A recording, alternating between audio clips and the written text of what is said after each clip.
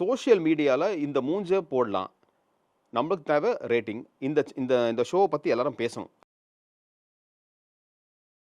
திவாகர்ன்றது யாருன்னு நெறைய பேர் என்கிட்ட கேட்ட ஆட்கள்லாம் இருக்காங்க. ஓ! திவாகரே தெரியாத ஆட்களா இருக்காங்க. வாட்டர்மெலன் ஸ்டாரே ஆமா. தெரியாதுன்றாங்க. ரைட். ஓகே. என்னன்னா, அவரு வந்து ஒரு 90% பீப்பிள்க்கு தெரியுதுன்னா, 10%க்கு தெரியல. இப்ப ஃபுல்லா அரோரா கூட தான் சுத்திக்கிட்டு இருக்காரு. டோட்டலாவே சுத்திக்கிட்டு இருக்காரு. ஒரு பெரிய சண்டை நடந்துட்டு இருக்குன்னா, இங்க உட்கார்ந்து அரோரா வந்து ஊட்டிக்கிட்டு இருக்காங்க அவருக்கு. இங்க ஒரு அந்த கிச்சன் மறைவுல. ஏன்னா, திவாகர் மேட்டர்லயே அப்படிதான். என்னன்னா, அவர் வந்து தங்கச்சின்னு சொல்லிட்டு படுக்கிறது வேற. பார்வதி உன் கண்ண பார்த்தாலே எனக்கு ஒரு மாரி இருக்கு. பார்வதி மடியிலேயே படுத்துட்டு இருக்கலாம் போல இருக்கு. எவனா தங்கச்சிய பார்த்து அப்படி சொல்வானா? தான் வந்து பெரிய நடிகன்னு ஒரு சிவாஜி கணேசனுக்கோ, தனுஷ்க்கோ ஒரு 1% கூட அவங்க கால் நகத்துக்கு கூட ஈடு இல்லாத ஒரு ஆள். சுபிக்ஷா பார்த்தாலே ஒரு மாரி இருக்குப்பா அப்படிங்கிறது. அரோரா என்ன வாசனை போடுற, என்ன சென்ட் போடுற செம்மையா இருக்குது அப்படிங்கிறது. அப்சரா கிட்டயும் போயிட்டு இப்படி போயிட்டு அப்படிங்கிறது. ஏன்டா உனக்கு என்ன தான்டா வேணும்? நீ எனக்கு தெரிஞ்சு மோந்து பார்க்காத ஒரு ஆள் உங்க அம்மா மட்டும் தான் நினைக்கிறேன். ஒவ்வொரு பொண்ணையும் வந்து வலுக்கட்டாயமா கூப்பிடுறது. இந்த சென்ஸ் வா நம்ம ரீல்ஸ் பண்ணலாம், இது பண்ணலாம், வா அது பண்ணலாம் அப்படின்னு சொல்லிட்டு அது பார்க்கறதுக்கு கொஞ்சம் அருவருப்பா தான் இருக்குது. இப்போ கமருதீன் பண்றது வந்து ஜோக்கு ரொம்ப கேவலமான ஒரு விஷயமா இருந்தாலும், இது பண்றது அருவருக்கத்தக்க ஒரு காட்சி அமைப்பு. இது பார்க்கும்போது ரொம்ப அருவருப்பா தான் இருக்கு. கமருதீன் பார்வதி கூடயே சுத்திட்டு இருந்தாப்படி. பட் ஆனா, அந்த கொஞ்சம் தப்பா டச் பண்றான்டா அப்படின்ற மாரி டச் பண்றானே அப்படின்ட்டு திவாகர் கிட்ட உட்காந்து சொல்லிட்டு ஆமா. இருக்காங்க. ஸோ அவரும் ஏதாவது கொஞ்சம் பேட் நேம் வாங்கிட்டு தான் வெளிய போவாரா? ஏன்னா பொண்ணுங்க பின்னாடியே இருக்கிற மாரி இருக்கு கமருதீனும். இல்ல கமருதீன் வந்து பார்வதி கிட்ட சுத்திட்டு இருந்தாரு. நடுவுல அரோரா கிட்டலாம் ரொம்ப பேசிட்டு இருந்தாரு. ஒருவேளை இருந்ததுன்னா, இது அப்படியே தொடருச்சுன்னா எனக்கு தெரிஞ்சு அவரு ஆல்ரெடி கல்யாணம் ஆனவரு. இவங்க கூட ஒரு அஃபேர்ல இருக்காரு. ஆமா. 2 பேரும் உள்ள வரதுக்கு முன்னாடி ஃபோட்டோலாம் போட்டாங்க. ஸ்டோரிய போட்டு எங்கள யாரும் பிரிக்கவே முடியாது. அப்படி கையால போட்டு ஸ்டோரிலாம் இருக்கு. இன்னும் என் பொண்டாட்டி ஸ்கிரீன்ஷாட் எடுத்து வச்சிருக்காங்க.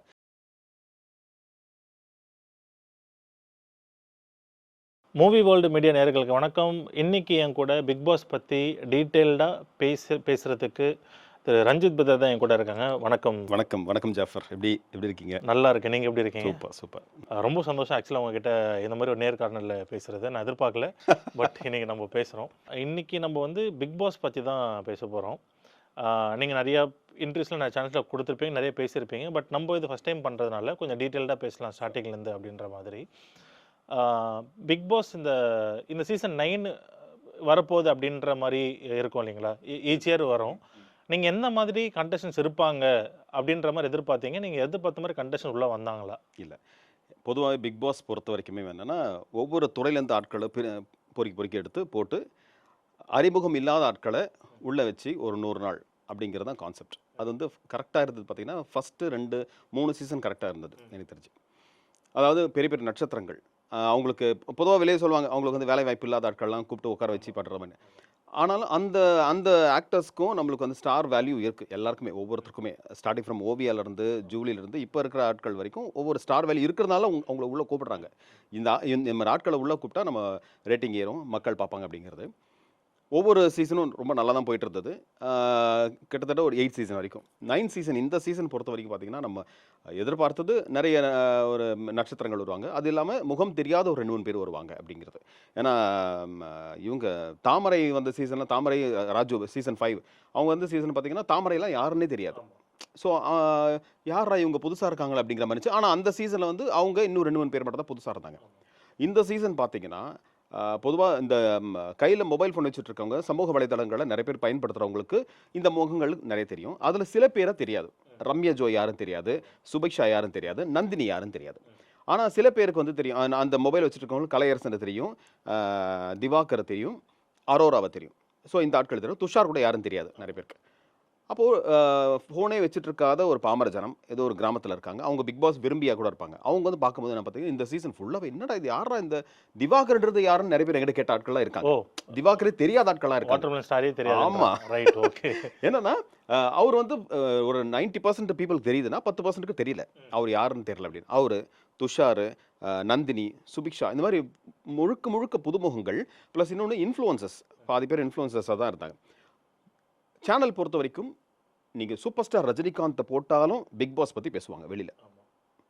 லோக்கலாக யாராவது ஒருத்தர் கூப்பிட்டு பேசினாலும் அவங்கள பற்றி பேசுவாங்க. So end of the day big boss பற்றி எல்லாருமே பேசுவாங்க. ஸோ பெரிய நட்சத்திரங்களை போட்டு பெரிய பொருட்செலவில் ஏற்படுத்தி அவங்களுக்கு பெரிய சம்பளத்தை கொடுத்துட்டு இதே டாக் தான் வெளியே இருக்க போகுது. பிக் பாஸ் பற்றி எல்லாரும் பேச போகிறாங்க. நம்ம ஏன் வந்து பெரிய செலவு பண்ணணும்? நம்ம இன்ஃப்ளூயன்சர்ஸ் யூஸ் பண்ணலாம். இன்ஃப்ளூயன்சர்ஸ் பொறுத்த வரைக்கும் என்னன்னா, நீங்கள் நிறைய பேர் பார்க்கலாம், 1000 ரூபாய்க்கு ஏதாவது நல்லா இல்லாத பொருளை விற்று கொடுத்தா கூட விற்று கொடுத்துருவாங்க ப்ரொமோஷன் பண்ணி. அந்த மாதிரி ஆட்களை கூப்பிட்டு வச்சு சம்பளத்தை கூட கம்மியாக கொடுத்துருவோம். 5000 கொடுப்போம், 2000 ரூபாய் பர் டே, 2000 ரூபாய் கொடுப்போம், 3000 ரூபாய் கொடுப்போம்னா தாராளமாக வருவாங்க. ஸோ அவங்களுக்கு பொருட்செலவு ரொம்ப கம்மி, ரெவென்யூ ஜாஸ்தி, செலவு வந்து ரொம்ப கம்மி. ஸோ அப்படி இருக்க பட்சத்தில் எனக்கு தெரிஞ்சு இந்த 9th சீசன் அந்த மாதிரி எடுத்திருப்பாங்கன்றத என்னோட தோணல். இன்னொன்று, இவங்களை எடுத்தால் வெளியில் கான்ட்ரவர்ஷியலாக பேச ஆரம்பிப்பாங்க. இந்த சீசன் பொறுத்த வரைக்கும் ஃபர்ஸ்ட் சீசன் பொறுத்த வரைக்கும் எப்படின்னா ஜூலியா கான்ட்ரவர்ஷியலாக இருந்தாங்க. ஜூலி வந்து பெரிய நல்ல பேர் இருந்தது வெளியில், தமிழச்சின்ற பேரில் இருந்துச்சு. அப்புறம் வந்து அசிங்கப்பட்டு அவமானப்பட்டு போனாங்க. இந்த சீசன் பொறுத்த வரைக்கும் என்னென்னா, நம்ம வந்து ரொம்ப பரிச்சயம் இல்லாத முகங்கள் கொஞ்சம் இருந்தாலும் சோஷியல் மீடியாவில் இந்த மூஞ்சை போடலாம், நம்மளுக்கு தேவை ரேட்டிங், இந்த இந்த இந்த ஷோவை பற்றி எல்லாரும் பேசணும் அப்படின்னா ரொம்ப அருவருக்கத்தக்க ஒரு விஷயம் என்னென்னா, திவாகரை முதல்ல உள்ள அனுப்பினது தான். அது வந்து வெளியில் டாக்ஸ் வரப்போவே நம்மலாம் யோசிச்சுட்டு இருந்தோம், என்ன இது? அப்போது ஒரு Vijay TV big boss level, அந்த லெவல் கீழே இறங்கிடுச்சோ அப்படிங்கிற மாதிரி யோசிச்சுட்டு இருந்தோம். அது அடுத்தது கலையரசன், இந்த 3 பேர் மட்டும்தான், கலையரசன் அப்புறம் அரோரா. இந்த 3 பேரை போட்டதுக்கப்புறம் என்ன இது, ஏன் இப்படி பண்ணியிருக்காங்க? எங்கேயோ ஒரு நல்ல ஒரு நட்சத்திரங்கள்லாம் இருந்த ஒரு பிளாட்ஃபார்மில், ஒரு சூப்பர் ஷோவில் இந்த மாதிரி ஆட்களம் போட்டு ஏன் அவங்க தரத்தை இழந்துக்கிறாங்க அப்படிங்கிற மாதிரி ஒரு கேள்வி இருந்தது. ஆனால் சில பேர்லாம் பார்த்தீங்கன்னா, இப்போ துஷார்லாம் யாருன்னு தெரில. ஆனால் துஷார் வந்து அவர் பண்ண விஷயங்கள்லாம் கொஞ்சம் நல்லாவே இருக்குது துஷார். ஆனால் அதுக்கப்புறம் அதாவது ஃபஸ்ட்டு வாரம் மட்டும் நல்லா இருந்தார். இப்போ ஃபுல்லாக அரோரா கூட தான் சுற்றிக்கிட்டு இருக்கார், டோட்டலாகவே சுற்றிக்கிட்டு இருக்காரு. ஒரு பெரிய சண்டை நடந்துட்டு இருக்குன்னா இங்கே உட்காந்து அரோரா வந்து ஊட்டிக்கிட்டு இருக்காங்க அவருக்கு, இங்கே ஒரு அந்த கிச்சன் மறைவில். ஸோ அந்த மாதிரி தெரிஞ்ச முகங்களை போடுறத விட தெரியாத முகங்களை போட்டு அதன் மூலமாக சம்பாதிக்கிறது. ப்ளஸ் இன்னொன்று, அதை பற்றி எண்ட் ஆஃப் தி டே எல்லாரும் பேச தான் இருக்க போகிறாங்க. அந்த மாதிரி இருக்கும்போது இந்த ஷோ பொறுத்த வரைக்கும் கொஞ்சம் ஏமாற்றங்கள் தான். ஏன்னா நிறைய பேர் இருப்பாங்க, ஒரு பெரிய நட்சத்திர பட்டாளமே இருக்கும், பார்க்குறதுக்கு சுவாரஸ்யமாக இருக்கும் அப்படின்னு பார்த்தோம். இந்த சீசனு முழுக்கவே பார்த்தாங்க கொஞ்சம் ஒரு என்ன சொல்கிறது, ஒரு அப்யூசிவ் சீசன் மாதிரி தான் இருந்தது. அது பார்க்கவே கொஞ்சம் அருவருக்கத்தக்க மாதிரி தான் இப்போ வரைக்கும் இருக்குது. இப்போது இந்த பிக் பாஸ் பொறுத்த வரைக்கும்னாலே டாஸ்க் அப்படின்றதான் நம்ம அதில் தான் வந்து கண்டென்ட்டே வரும். பட் இந்த சீசனில் அதிகமான டாஸ்க்கே இல்லையோ? அது காரணம் சில பேர் என்ன சொல்கிறாங்கன்னா, எப்போ உள்ள சண்டை போட்டுகிட்டே இருக்காங்கப்பா, அப்புறம் எப்படிப்பா டாஸ்க் வைக்க முடியும் அப்படின்ற மாதிரி சொல்கிறாங்க. என்ன ரீசனு? இல்லைன்னா பிக் பாஸ் சைட்லேருந்து இவங்களுக்குலாம் டாஸ்க் கொடுக்குற லெவலுக்கு அவங்களே வந்து இன்ட்ரெஸ்ட்டாக இல்லையா? என்ன? எனக்கு தெரிஞ்சு என்னோட கணிப்பாக இந்த சீசன் டாஸ்க் நிறைய இருக்குது, நல்லாவும் இருக்குது. இந்த டாஸ்க்லாம் கொஞ்சம் இன்ட்ரெஸ்டிங்காகவும் இருக்குது. போன சீசன் தான் கொஞ்சம் டாஸ்க் இல்லாத மாதிரியே ரொம்ப என்ன சொல்கிறது, கிண்டல்லாம் பண்ணாங்க. தண்ணி பிடிக்கிற டாஸ்க்கு, ஏதோ ஒரு டாஸ்க்லாம் சின்ன சின்ன டாஸ்க்லாம் வச்சாங்க அப்படின்னு. இந்த சீசன் பொறுத்த வரைக்கும் சண்டை இருக்க தான் செய்யும். சண்டை போடும்போது இவங்க என்ன பண்ணுவாங்க, ஒரு நாளைக்கு ஒரு 2 டாஸ்க் 3 டாஸ்க் அப்படின்னு வச்சுக்கோங்க. இப்போ இந்த வாரம் டாஸ்க்கே ரொம்ப சூப்பர் டாஸ்க் தான். அதாவது டோட்டல் அவங்க உடைமைகளை எல்லாத்தையும் எடுத்து வச்சுக்கிட்டு அதை லாக்கர்ன்ற பேரில் வந்து தனித்தனியாக உங்களுக்கு கொடுப்போம், உங்களுக்கு தேவையான பொருட்களை 3 இப்போ இது வரைக்கும் 3 முடிஞ்சு 4 5 அப்படின்னு போக முடியாது டாஸ்க்கு. அப்போது ஒவ்வொரு டாஸ்க்குக்கும் நம்மளோட ட்ரெஸ்ஸு வர வரைக்கும் அவங்களுக்கு வந்து இந்த டாஸ்க் போயிட்டே இருக்கும். அது எனக்கு தெரிஞ்சு இந்த சீசனில் டாஸ்க் வந்து எனக்கு நல்லா தான் இருக்குன்றது என்னோட தாட். ஆமாம், இந்த டாஸ்க் அப்படின்னு பேசும்போது தான் பார்வதி வந்து வெறும் வாய் பேசுறதுக்கு தான் லாய்க்கு, டாஸ்கில் லாய்க்கு இல்லை அப்படின்ற மாதிரி ஒரு டாஸ்கில் வாய் விட்டு அவங்க சொதப்பிட்டாங்க. ஆமாம், அவங்க அந்த மாதிரி தான் இருப்பாங்களா? சில பேர் அப்படி தான் இருக்காங்க. ஏன்னா அவங்க சொன்ன உடனே கெம்மியே சொன்னாங்க, நானாவது செகண்ட் போயிருந்துருக்கலாம், நீங்கள் ஃபஸ்ட்டு நீ போயிட்ட அப்படின்னு. இல்லை பொதுவாகவே அது அவங்கள அட்லீஸ்ட் விட்டாவது விளையாடவாவது பண்ணியிருக்கணும். அண்ட் இந்த கேம் பொறுத்த வரைக்குமே அதுதான், அந்த ரூலே அப்படி தான். ஒருத்தர் விளையாடினா அவர் தான் ஃபைனலாக முடிச்சுட்டு போனதுக்கப்புறம் தான் அடுத்த ஆள் வரணும். இப்போ நடுவுலேயே 2வது வந்துட்டோன்னு யாராவது என்னால் முடியல நான் பேக் வாங்கிக்கிறேன் அப்படின்னு சொல்லிட்டா அடுத்த ஆள் ஃபர்ஸ்ட் வந்தாங்களோ பரவாயில்ல. அப்போ கெமி எப்படி விளையாடுறாங்களான்னு தெரிஞ்சிருக்கும். அவங்க கடைசி வரைக்கும் எப்படி விளாட்றாங்கன்னு தெரியாமல் போயிடுச்சு. எனக்கு தெரிஞ்சு பார்வதி கொஞ்சம் வாய் தான். ஏன்னா வந்து அந்த வாய் வந்து வேலை இல்லை, ஒன்றும் காட்டவே இல்லை. ஒருவேளை கெமியை விட்டுருந்தா பண்ணியிருக்கலாம். ஏன்னா இன்னொன்று, அந்த இடத்துல நின்று விளாட்றவங்களுக்கு மட்டும்தான் தெரியும். ஏன்னா பார்த்தீங்கன்னா இப்போ இவர் நம்ம கானா வினோத் வந்து விளையாடுறாரு.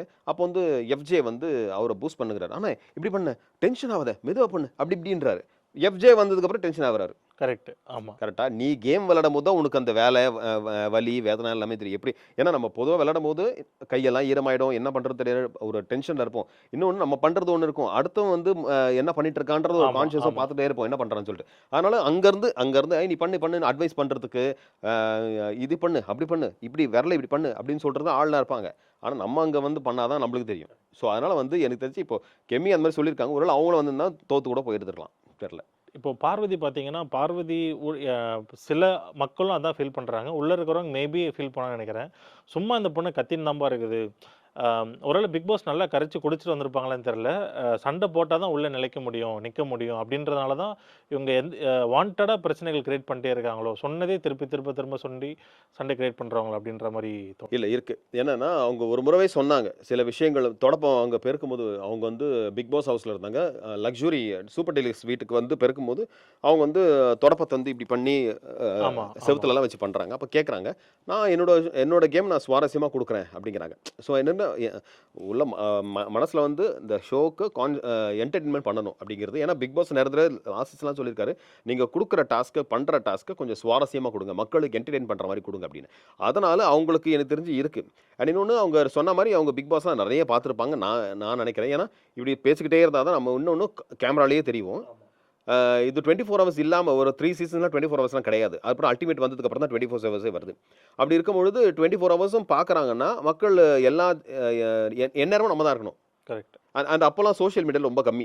3 சீசன்ல வரும்போது ரொம்ப இல்ல. இப்ப பார்த்தீங்கன்னா, எல்லாம் சோஷியல் மீடியா தொறந்தாலே ஃபுல்லா பிக் பாஸ் பத்தின கன்டென்ட், மீமு, ட்ரோலு எல்லாமே அதுதான் வந்துட்டு இருக்கு. அப்படி இருக்கும்போது நம்ம எல்லாத்துலயும் நம்ம இருக்கணும் அப்படிங்கிற மாரி தான் இருக்கு. கிட்டத்தட்ட ப்ரோமோ எல்லாத்துலயும் பார்த்தீங்கன்னா, பார்வதி பார்வை இருப்பாங்க. தான் இருக்கும். நேத்து மட்டும் தான் ஏதோ ஒரு ப்ரோமோல பார்வதி ஆமா. இல்ல. ஸோ அதனால அந்த மாரி அவங்க எனக்கு தெரிஞ்சு அவங்க நெனச்சு வந்தது நடந்திருக்குன்னு நான் நினைக்கிறேன். பார்வதி இந்த திவாகர் ஒண்ணா இருந்தாங்க. மறுபடியும் சண்டை. மறுபடியும் ஒண்ணா ஆறாங்க.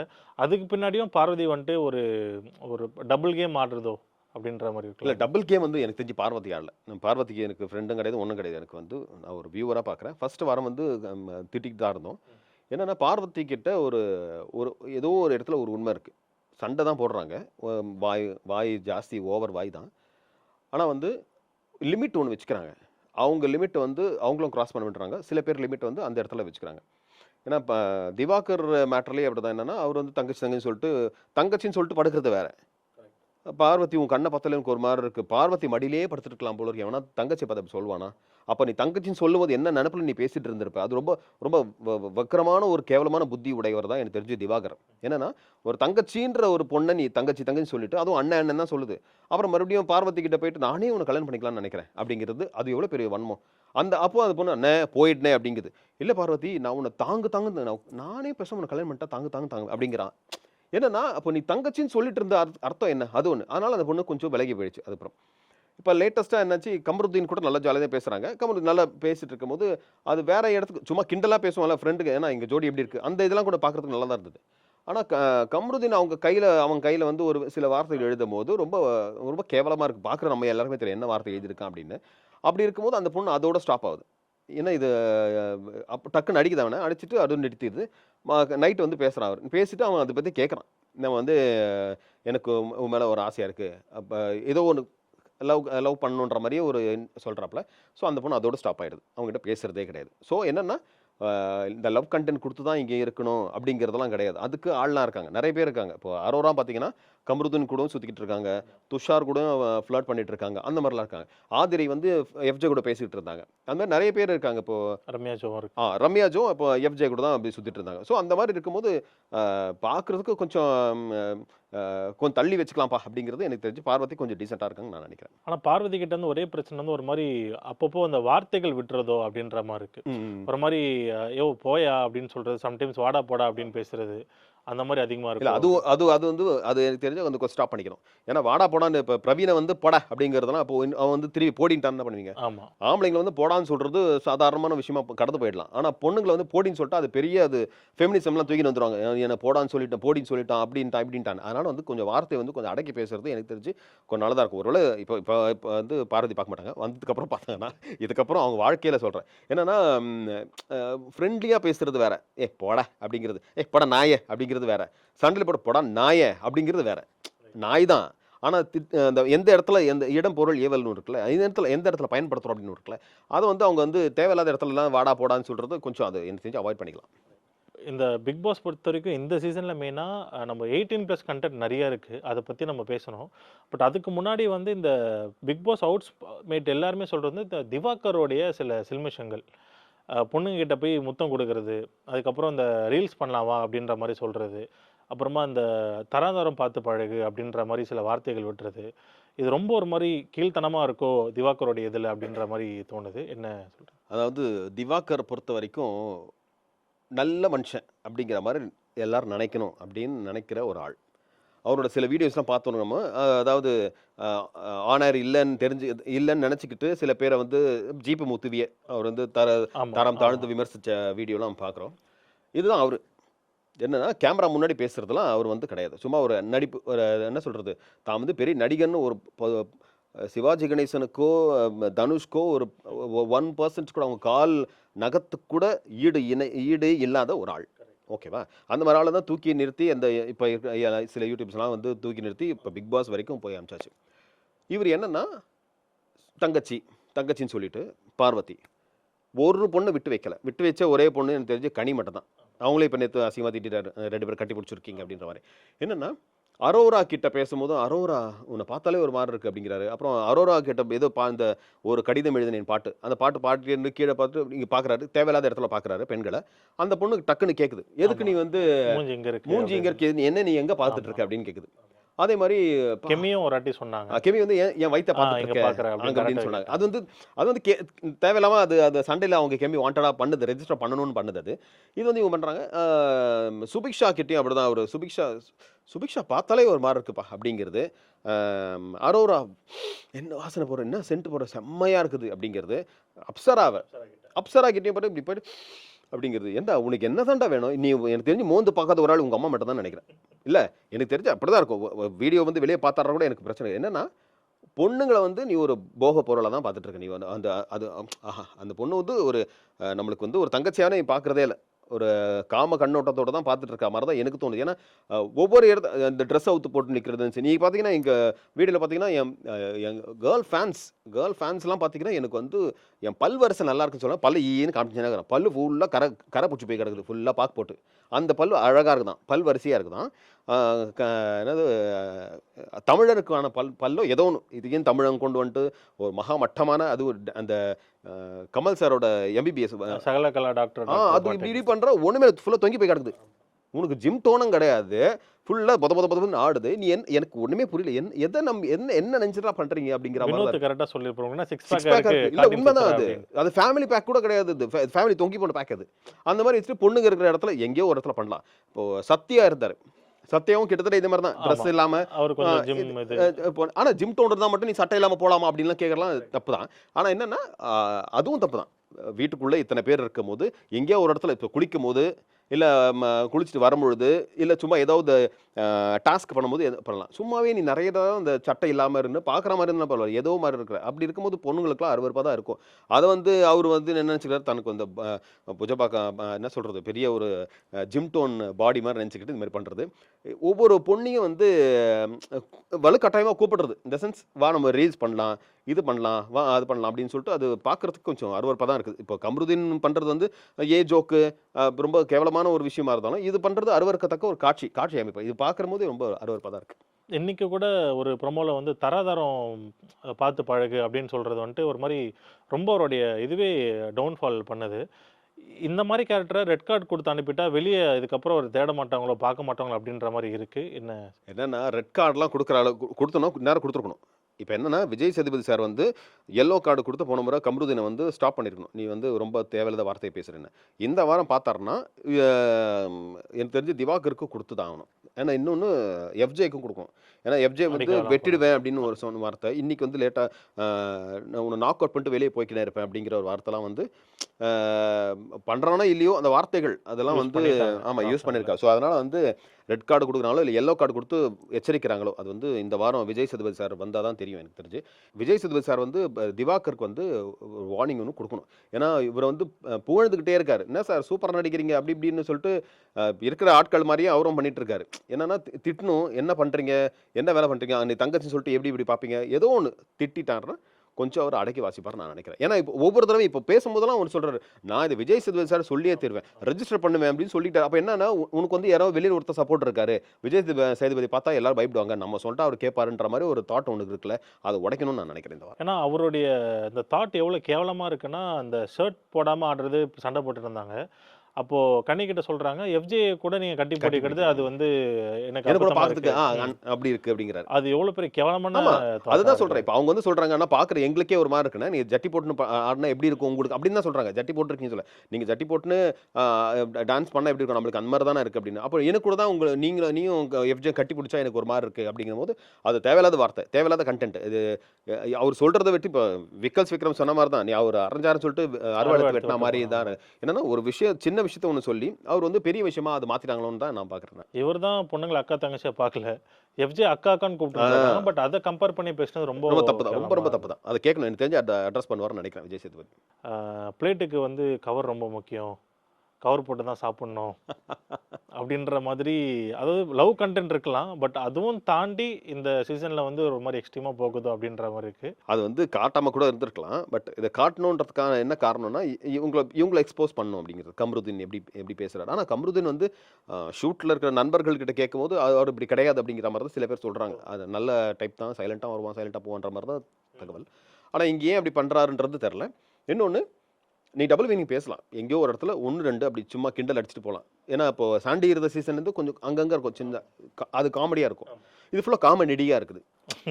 புரியுதுங்களா? ஏன்னா ரொம்ப அது பேசும்போது இப்ப குழந்தைங்களே பார்த்தா என்ன நினைப்பாங்க? கவர் போட்டு எப்படி சாப்பிடுவாங்க? அப்படிங்கிறது தான் ஆமா. மெயின் மேட்டராவா இருக்கும். கேட்டுருவாங்க. அம்மா கிட்டயோ, வேணும்னே அம்மா என்னம்மா கேட்டுருவாங்க. என்ன கவர் போட்டு சொல்றாங்க? ஆமா. சாப்பிடணும்? ஏன்னா குழந்தைங்களும் பார்க்குறாங்க. ஷோ வந்து குழந்தைங்க பார்க்குறாங்க. அப்படி குழந்தைங்க பார்க்குற ஷோல இன்னைக்கு வந்து அவரு சொல்றாரு, எனக்கு வந்து ஃபேமிலி ஆடியன்ஸ் இருக்காங்க அப்படிங்கிறாரு. யாரு? கம்ருதீன். ஃபேமிலி ஆடியன்ஸ்லாம் எனக்கு இருக்காங்க. அதனால பார்த்தேன் அப்படி. அப்போ ஃபேமிலி ஆடியன்ஸ் உனக்கு இருக்காங்கன்னு தெரியல. ஃபேமிலில குழந்தைங்களும் அங்கம். அப்ப அந்த குழந்தைங்க பார்க்குற ஷோல ஃபேமிலி ஆடியன்ஸ் இருக்கும்போது நீ இந்த மாரி பேசிட்டு இருப்பியா அசிங்கமா? கவர் போட்டு சாப்பிடணும். எப்பவுமே சாப்பிட்டுன்னு இருக்கணும். ஸ்நாக்ஸ் சாப்பிடணும். இதெல்லாம் ஒரு வார்த்தையா? அப்படிங்கிறது. இவரு சொன்னதுக்கு அப்பதான்டா பிளேட் சேஃபா இருக்கும் அப்படின்ட்டு ஆ. அரோரா வர ரிப்ளை பண்றாங்க. ரொம்ப சரி அதுதான் சொல்றேன். இவர்தான் அப்படின்னா இந்த அந்த பொண்ணு அப்படி. இந்த டீம் அப்படியே வந்து அததான் சொல்றேன். இப்ப அரோராவுக்கெல்லாம் எவ்வளோ ஃபார் பெட்டர் இந்த பார்வதி. அவங்க வந்து கொஞ்சம் தள்ளி வந்துட்டாங்க. யார் அந்த மாரி அவங்களோட லிமிட்ட கிராஸ் பண்றாங்களோ கொஞ்சம் தள்ளி வந்துடுறாங்க. ஸோ எனக்கு தெரிஞ்சு கமருதீன் பார்வதி கூடயே சுத்திட்டு இருந்தா அப்படி. பட் ஆனா அந்த கொஞ்சம் தப்பா டச் பண்றான்டா அப்படின்ற மாரி டச் பண்றானே அப்படின்ட்டு திவாகர் கிட்ட உட்காந்து சொல்லிட்டு ஆமா. இருக்காங்க. ஸோ அவரும் ஏதாவது கொஞ்சம் பேட் நேம் வாங்கிட்டு தான் வெளியே போவாரா? ஏன்னா பொண்ணுங்க பின்னாடியே இருக்கிற மாதிரி இருக்கு கமருதீனும். இல்ல கம்ருதீன் வந்து பார்வதி கிட்ட சுத்திட்டு இருந்தாரு. நடுவுல அரோரா கிட்டலாம் ரொம்ப பேசிட்டு இருந்தாரு. ஒருவேளை இருந்ததுன்னா, இது அப்படியே தொடர்ச்சுன்னா எனக்கு தெரிஞ்சு ஒரு ரெட் கார்டோ இல்ல எல்லோ கார்டோ குடுத்து வார்ன் பண்ணா தான். ஏன்னா, ஒரு தடவ அசீம்க்கு அந்த மாரி வார்ன் பண்ணாங்க. ஆனா அந்த பெண்கள் மேட்டர்ல இல்ல. ரொம்ப வார்த்தை விடுறாருன்னு சொல்லிட்டு அசீம்க்கு வந்து எல்லோ கார்டு குடுத்தாங்க. மஹத்க்கு வந்து ரெட் கார்டே குடுத்தாங்க. ரொம்ப ஓவரா வாய் பேசினாரு ரொம்ப அப்படின்னு. அந்த மாரி இந்த முறை வந்து எனக்கு தெரிஞ்சு ஒரு எல்லோ கார்டு குடுத்தா 2 பேருக்குமே குடுத்தா கொஞ்சம் எல்லாருமே கொஞ்சம் அடங்கி கேம்ல கொஞ்சம் கான்சன்ட்ரேட் பண்ணுவாங்கன்னு நான் நினைக்கிறேன். கார்டு வந்து திவாகருக்கும் கம்ருதீனுக்கும் கண்டிப்பா குடுக்கணும். எஃப்ஜேக்கும் 3 பேருக்கு எனக்கு தெரிஞ்சு குடுக்கணும். ஆமா. ஆல்ரெடி நம்ம பேசின மாதிரி பார்த்தீங்கன்னா, அந்த வைல்ட் கார்ட் கண்டஸ்டன்ட்டே ஒரு சர்ப்ரைஸ் மொமெண்ட்டா தான் இருக்கும். பட் உள்ள இருக்கிறவங்களுக்கு தெரியாது. பட் நம்மளுக்கு வந்து அனௌன்ஸ்மெண்ட்டே குடுத்துட்டாங்க. இவங்க தான் வரப்போறாங்க அப்படின்ட்டு. உள்ள இருக்கிறவங்க வந்து ஃபர்ஸ்ட்டு வந்து என்ன பேசியிருந்தாங்கன்னா, உள்ள இருக்கிறவங்கலாம் கோமாளி அந்த மாரி ஆட்கள் தான் புடிச்சு போட்டுன்னு இருக்காங்க. பட் இப்போ அதுல சில பேர் தான் கொஞ்சம் கொஞ்சமா கன்டென்ட் குடுத்துன்னு இருக்காங்க. கோமாளி சொன்ன சில பீப்பிள் தான் கன்டென்ட் குடுத்துன்னு இருக்காங்க. இப்போ பார்த்தீங்கன்னா, வெறும் அந்த என்டர்டெயின்மெண்ட்லாம் தாண்டி சண்டைகள் மட்டும் தான் போயிட்டு இருக்கு பிக் பாஸ் வீட்ல. 4 பேர் யாரு வராங்கன்ட்டு நம்மளுக்கு தெரிஞ்சிருக்கும். பிரஜன்ஸ் அண்ட் ஹஸ்பண்ட் ஒய்ஃபா ஃபர்ஸ்ட்டு கப்புள்ஸா உள்ள வராங்க. அப்புறமா திவ்யா கணேஷ் நினைக்கிறேன் அவங்க உள்ள வராங்க. அண்ட் பார்கவ் அவர் அமித் வராரு. பார்கவ். அமித் பார்கவ். இவங்க எப்படி இப்போ நினைக்கிறீங்க? டஃப் குடுப்பாங்கன்னு நினைக்கிறீங்களா? ஏன்னா இவங்கலாம் பார்த்தா எனக்கு ஒரு மாரி நல்ல ஆட்கள் சைலன்ட்டா இருக்கிற மாரி தோணுது. இல்ல நம்ம வந்து டிவி பார்த்துட்டு நம்ம நம்பிடுறோம். திரைப்படங்கள் பார்த்துட்டு. இன்னொன்னு ஃபர்ஸ்ட் கப்பிள் அப்படிங்கிறது ரியல் கப்பிளா இவங்க வந்து ஃபர்ஸ்ட்டா வராங்க. ஆனா ஆல்ரெடி கப்பிள் நம்மளுக்கு வந்திருக்காங்க. பாலாஜியும் பாலாஜியும் நித்யாவும் வந்திருக்காங்க. ஆனா வந்து அப்ப சண்டை போட்டு வந்தாங்க. ஆமா. சண்டை அவங்க இந்த டிவோர்ஸ் டைம்ல வேற ஆமா டிவோர்ஸ் டைம்ல வந்தாங்க. 2 பேருக்கும் தெரியாதுன்ற மாரி வந்தாங்க. ஆனா உள்ள வந்து பேசிக்கிட்டாங்க. அப்போ அதுவே சப்பையாயிடுச்சு நம்மளுக்கு. உள்ள வந்தா நெறைய ஆனா அதுக்கு முன்னாடி 2 பேரும் போலீஸ் ஸ்டேஷன் போய் கம்ப்ளைண்ட் குடுத்து சண்டை போட்டு நம்மளுக்கு ஒரு என்டர்டெயின்மெண்ட்டா இருக்கும்னு நெனச்சு வந்தோம். அதே மாரி அன்ஷிதா இருந்த சீசன்லயும் அவங்களும் இவரும் எக்ஸ். எக்ஸ் அவரும் என்ன பண்றாரு அவரு வந்து ஆல்ரெடி கல்யாணம் ஆனவர். இவங்க கூட ஒரு அஃபேர்ல இருக்காரு. ஆமா. 2 பேரும் உள்ள வரதுக்கு முன்னாடி ஃபோட்டோலாம் போட்டாங்க. ஸ்டோரிய போட்டு எங்களை யாரும் பிரிக்கவே முடியாது. அப்படி கையால போட்டு ஸ்டோரிலாம் இருக்கு. இன்னும் என் பொண்டாட்டி ஸ்கிரீன்ஷாட் எடுத்து வச்சிருக்காங்க. அது அது போட்டு இல்ல முடிஞ்சதுக்கு அப்புறம் எப்படி வராங்கன்னு பார்க்கலாம் அப்படிங்கிறது. அதே மாரி தான் நாங்க நெனச்ச மாரி தான். என்னன்னா ஒரு புருஷன் பொண்டாட்டியா போனீங்கன்னா பிரிஞ்சு வருவீங்க. இல்ல பிரிஞ்சு போனீங்கன்னா உள்ள போய் ஒண்ணா வருவீங்கன்ற மாரி கான்செப்ட். அந்த மாரி தான் இருந்தது. இங்க பொறுத்தவரைக்கும் பிரஜின் சாண்ட்ரா வந்து எனக்கு ரொம்ப புடிச்ச கப்பிள். 2 பேருமே ரொம்ப நல்ல கப்பிள். அவங்க வந்து என்னன்னா, உள்ள போயிட்டு எப்படி விளையாட போறாங்க அப்படின்றது புதுசா இருக்கும். ஏன்னா வெளியில வந்து நம்ம தனித்தனியா ஆட்கள பார்க்குறோம். உள்ள போயிட்டு 2 பேரும் வேற வேற டீம்ல தான் இருப்பாங்க. எனக்கு தெரிஞ்சு வேற வேற டீம்ல இருந்துட்டு, அங்க எப்படி சண்டை போட போறாங்க? என்ன பேச போறாங்க? எப்படி நம்மளுக்கு என்டர்டெயின் பண்ண அவங்களுக்குள்ளேயே போறாங்க? சண்டை வருமா? இல்ல வரலாம், அவங்க வரலாம், வரலாம். அதான் நான் சொன்னேன். என்னன்னா வீட்டுக்குள்ளேயே பேசிட்டு கூட வருவாங்க. நம்ம போய் அங்க போய் கன்டென்ட் குடுப்போம். இந்த கலையரசன் பண்ணான் பாருங்க. கலையரசன் அவங்க பொண்டாட்டியும் wife, நம்ம கன்டென்ட் குடுத்தோம். நாங்க கன்டென்ட் தாங்க குடுத்தோம்னு இப்ப உள்ள வந்து உளறுனுங்கிறாங்க. அந்த மாரி இருக்கும்போது இவங்க வந்து பேசிட்டு கூட வரலாம். பட் நம்மளுக்கு எண்ட் ஆஃப் தி டே நம்மளுக்கு என்டர்டெயின்மென்ட் இருக்கணும். அமித் பார்க் வந்து ஆல்ரெடி பிக் பாஸ் கொஞ்சம் தெரிஞ்சவர். Already voice குடுத்தவர். ஸோ அவருக்கு என்ன நுணுக்கங்கள் என்ன இருக்கு, எப்படி பேசணும், என்ன பண்ணணும் அப்படிங்கிறது தெரியும். ஆனா ஆஸ் அ கண்டஸ்டன்ட்டா நம்ம இப்ப தான் பார்க்க போறோம். ஏன்னா அவரோட குணாதிசயங்கள் வந்து இதுக்கப்புறம் தான் தெரிய போகுது. இந்த வாரம் பார்த்தீங்கன்னா நெறைய பேர் வந்து இந்த எவிக்ஷன் ஃப்ரீ பாஸ்ல கொஞ்சம் சேவ் ஆயிட்டாங்க. 4 பேர் நினைக்கிறேன்ல. 5 பேரோ 4 பேரோ ஆமா, ஆமா. வந்துட்டாங்க. ஸோ இந்த மாரி அந்த எவிக்ஷன் குடுக்கறதுக்கு ரொம்ப கம்மியான பீப்பிள் தான் இருந்தாங்க. ஆமா. அதுல வந்து நம்ப பார்வதிலாம் ஒரு இல்லன்னு நெனைக்கிறேன். நம்ம பார்வதி கிடையாது. பார்வதிக்கு escape வர ஆயிட்டாங்க. வேண்டியது சுபிக்ஷா வந்து ஏமாத்திட்டாங்க. ஆமா, அதனால மாத்திட்டாங்க. பார்வதி இருக்காங்க, கம்ருதீன் இருக்காரு, கலை கலையரசன் இருக்காரு, அரோரா இருக்காங்க. இன்னொருத்தர் வேற யார்? வினோத். வினோத். ம். ஸோ 5 பேர் இந்த தான் இருக்காங்க. எவிக்ஷன்ல இருக்கிற லிஸ்ட்ல யார் இந்த வாட்டி எவிக்ட் ஆவாங்க அப்படின்ற மாரி உங்களுடைய தாட்? மொத்தம் 5 பேர் இருக்காங்க. 5 பேர்ல டாப்ல இருக்கிறது வினோத் தான். டாப் அவர் வந்து சூப்பர் சேஃப்ல இருக்காரு. ஏன்னா நெறைய அவருக்கு என்டர்டெயின்மென்ட் குடுக்குறதுல அவர் தான் எனக்கு தெரிஞ்சு வீட்டுக்குள்ள. ஒரு சாண்டி மாரி கிட்டத்தட்ட சாண்டி சூப்பரா பண்ணாரு. அதுக்கு அடுத்தது எனக்கு தெரிஞ்சு இவர் தான் பண்றாரு. ஏன்னா நேத்து அந்த திவாகர் வந்து கேமரா முன் வரும்போது இவர் பாடுறதெல்லாம் ஆமா, வேற ஆமா. லெவல்ல இருந்துச்சு. சூப்பரா ரொம்ப என்ஜாய் பண்ணோம். அந்த மாரி. செகண்ட்ல எனக்கு தெரிஞ்சு பார்வதி. பார்வதியும் கம்ருதீனும் எனக்கு தெரிஞ்சு இருக்காங்க. இந்த 3 பேரும் எனக்கு தெரிஞ்சு சேஃப் ஆயிடுவாங்க. ஒருவேளை சேனல் முடிவு பண்ணா கம்ருதீனை தூக்கலாம். ஆனா அப்படி இல்லாம வோட்டிங் பிரகாரமே போகணும் அப்படின்னா எனக்கு தெரிஞ்சு இந்த வாரம் கலையரசன். ஓகே. கலையரசன் தான் அன்அஃபிஷியல் வோட்டிங்ல வந்து ரொம்ப லீஸ்ட்ல இருக்காரு. அண்ட் இன்னொன்னு அவரை தான் எனக்கு தெரிஞ்சு துரத்தணும். ம்ஹ்ம். ஏன்னா அவர் பேசும்போது அவரும் திவாகரும் பேசும்பொழுது வினோத்துக்கு நீ இந்த முறை போட்டுரு ஓட்டு அப்படிங்கிற மாதிரி நாமினேஷன் முன்னாடி பேசுறாங்க. அத அவங்க டிஸ்கஸ் பண்ணக்கூடாதுன்ட்டு பண்ணக்கூடாது. ஒரு இருக்கு. இந்த சீசன் எப்படி தெரியல. ஒரு சீசன்ல டிஸ்கஷன் பண்ணலாம். ம். டிஸ்கஷன் வந்து ஒரு சீசன்ல பண்ணலாம். அந்த ரூல் புக்ல என்ன போட்டிருக்காங்க தெரியல. ம்ஹ்ம். அப்போ வந்து இவர் அது மாதிரி பேசுறாரு. அப்புறம் வந்து இந்த பையனே சொல்றான், கலையே சொல்றான், இவனெல்லாம் வந்து சேவ் பண்ணிட்டாங்கன்னா அந்த மக்கள் தான் முட்டாள் அப்படிங்கிற மாதிரி சொல்றான். அந்த மக்கள் முட்டாள்ன்றது ஏற்கனவே ஒரு முறை ரிவ்யூவர்ஸ் எல்லாம் நாயின்லாம் வேற சொன்னான் அவன். ஓகேங்களா? அப்படி இருக்கும்போது மக்கள்லாம் முட்டாளு இவன் சேர்த்து வச்சிட்டா அப்படின்னா அப்போ மக்கள் வந்து உண்மை புத்திசாலி. அப்படி எப்படின்னா கலையை வெளியே தூக்குனா தான் புத்திசாலி. அதனால எனக்கு தெரிஞ்சு மக்கள்லாம் முட்டாளா இல்லை, நாங்களாம் புத்திசாலிடா அப்படின்னா தயவுசெய்து கலைக்கு ஓட்டே போடாதீங்க, வெளியே தூர்த்துங்க. ஒருவேளை இந்த வைல்ட் கார்ட் கண்டஸ்டன்ஸில் உள்ள வந்துட்டாங்கன்னா எக்ஸ்ட்ரா ஆகிடும், பெட் 4 வந்து பேர் ஜாஸ்தி ஆகிடும். ஆமா. அப்போ ஆட்கள் ஜாஸ்தினா இந்த வாரம் 2 எலிமினேஷன் இருந்தால் கூட இருக்கலாம். கலையரசனும் அரோராவும் இருந்ததுன்னா அப்படி இருக்கலாம். டபுள் எலிமினேஷன் இருந்ததுன்னா இன்னும் சூப்பராக எனக்கு தெரிஞ்சு சூப்பராக போகும். அப்போ இன்கேஸ் சிங்கிளா இருந்ததுன்னா அரோரா போறதுக்கு வாய்ப்பு ரொம்ப கம்மி. வாய்ப்பு ரொம்ப கம்மி. ஒருவேளை இருந்ததுன்னா இப்போ துஷாரோட ஆட்டத்தை பார்க்கணுன்னா அரோரா வெளியே அனுப்பலாம். ம். இப்போ அரோராவா கலையான்னு பார்க்கும்போது எனக்கு தெரிஞ்சு கலையரசன் தான் என்னோட சாய்ஸ். மக்களோட சாய்ஸும் கலையரசனாக தான் இருக்கணும். அரோரா வந்து அடுத்த வாரம் கூட அனுப்பிச்சி விட்டுறலாம். ம். ஆனால் இந்த வாரம் வந்து டபுள் எவிக்ஷன் வச்சா இன்னும் சூப்பராக இருக்கும்.